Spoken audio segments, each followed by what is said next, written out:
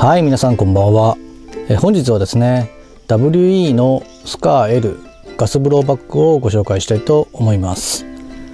まずですね、こちら実銃に関しては、ベルギーの FM 社によって特殊部隊向けにアサルトライフルとして開発された銃になります。5.56 ミリ弾を使用するこのスカー L、L はライトだと思いますけれども、あとですね 7.62 ミリ弾を使用するスカー H、 こちらヘビー、この2つモデルが存在していると思います。W はですねこの2種類ともですねモデルアップをしていますよね。私はですね実は知人がですねスカー L こちらを保有していて、実際撃たせていただいたこともあってですね購入する予定はなかったんですね。ただなぜ欲しくなったかっていうとですね、ショップでこのブラックのモデルをちょっと見た時にですね非常にですね黒のスカーがかっこよく見えてしまったんですね。それが理由の一つっていうのもあるんですが、スカーといえばですねタンカラーっていうのが結構有名ですけれども、それもあってですね私はですねあえて黒を選択してみました。あとですね、今後別の動画で撮っていきたいなと思っていますが、いろんなカスタムの動画もあってですね、意外とスカーってそんなにカスタムできないのかなと思っていたんですけれども、いろいろカスタムができるというのもあって、いろいろとですね、自分の中でですねカスタムをしてみたいというのもあって購入に至りました。スカー L に関してはですね、いろんな方がいろいろレビューしているので、今更感かなりありますけれども、簡単にですねレビューしていきたいと思います。はい、あと手にした印象になりますけれども、意外と持ってみるとですねコンパクトに感じます。バレルがショートっていうのもあるんですが、余計にそういう感じがしました。あとですねハンドガードとですねアッパーレシーバー、こちらがですねスカー独特というかですね一体化されてるっていうのもあって、剛性はかなり高いかなという感じがします。きしみ等はですねほとんどないという状況でありました。あとロアレシーバーはですね樹脂製なんですけれども、それが軽量化につながってるっていうかというとそういう感覚はなかったですね。刻印はですね1箇所ということもあって、これはですね値段相当かなというところはあります。はい、それではですね各部見ていきたいと思います。はい、フラッシュハイダーはですねこちらはバードケージタイプになります。このフラッシュハイダーですねスチール製なんですね。はい、このフラッシュハイダーを外すとですね 14mm 逆ネジのネジが出てきます。はい、フラントサイトはですねこちらも金属製ですがスチールではないですね。こちらはですね可動式で一応このレバーを押しながら上に向けるとこのように上に立てることができます。はい、フロントサイトの前にですねガスレギュレーターがあります。こちらはですねダミーですけど一応動く形になりますね。あとですねこのガスレギュレーターこのように外すとですね、はい、一応メンテナンスのですね、レンチがついてるようになっています。はい、あとこのレンチですね個体差だと思うんですが、結構いろいろなんですね。で簡単に取れてしまっています。私の場合ですね箱から初めて出した時にですねもうすでにこれは取れていました。はい、上部にはですねレールが長くありますし、あとですねこの左右と下ですねこちらにもレールが標準装備されています。はい、こちらアッパーレシーバーはですね金属製で多分アルミだと思います。ロアレシーバーはですねこちら樹脂製になります。はい、あとですねこちらフィンガーレストじゃないと思うんですけど、こちらにネジがあって、ここのネジはですねアウターバレルを固定しているネジということになります。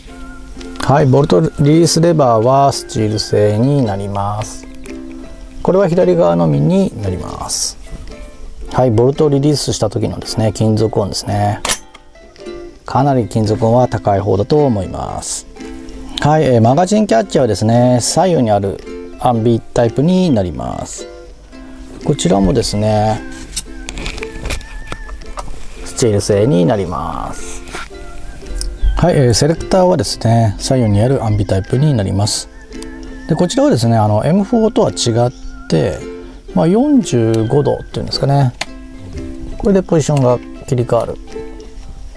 タイプになります。セーフティーが一番下で、1っていうのはセミオートで、一番上がフルオートポジションというようになります。はい、刻印はですね、ここの1箇所左側になります。マーク16モッド0という刻印が入っております。はい、リアサイトもですね、可動式になっていて、このように倒すことができます。このレバーとですね、このダイヤルで上下左右の調整が可能になります。はい、トリガーはですね、多分金属製だと思います。トリガープロはですね、若干重めかなというふうに思います。はい、グリップはですね、これ M4 タイプになります。こちらのですね、フィンガーチャンネルがあるタイプで、こちらは私早急に買いたいと思います。はい、ストックはですね、フォールディングストックになって、こちらのボタンを押すとですね、折りたたむことができます。あとこちらチークパッド、これも調整可能で、このボタンで調整が可能になります。あとですね、ストックの長さはですね、ここに書いてある通り6ポジションですね、このボタンを押しながら伸ばすような仕組みになっています。ただこれちょっとですね、硬くて私はやりづらいかなというふうに感じました。このフォールディングストックがですね、スカーのやはり特徴というかですね、コンパクトに持ち運べるという特徴なんだと思います。はい、バットプレートはですね、ラバー製になります。はい、チャージングハンドルっていうんですかね、コッキングレバーというか、それは私の場合最初右側についてました。これは左右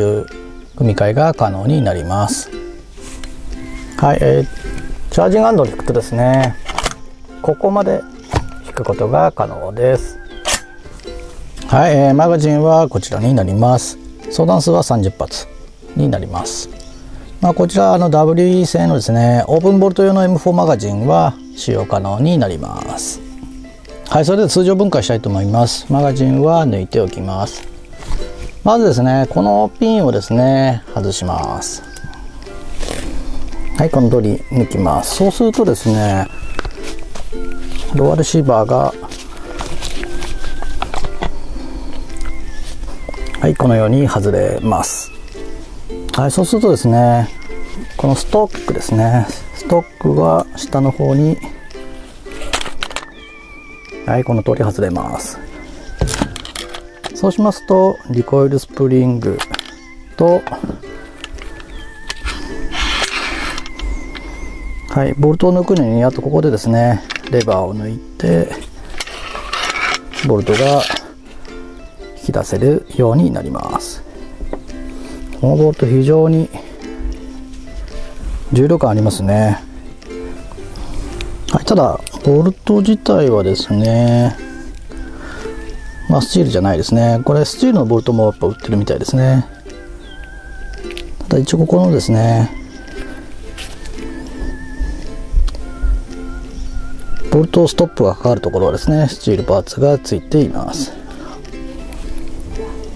はい、あとリコイルスプリング、スプリング自体はスチールですね。ガイドもスチールですね。はい、こちらはですね、今ノーマルのスプリングになります。はい、あとですね、これハンマー自体はスチールじゃなさそうですね。ハンマーローラーはスチールですね。あとこのトリガーバーなんですかね、この部品はスチールですね。はい、ところどころにですね、スチールパーツは使われている模様です。はい、全体の感想になりますけれども、まず動作はいい方じゃないかなというふうに感じました。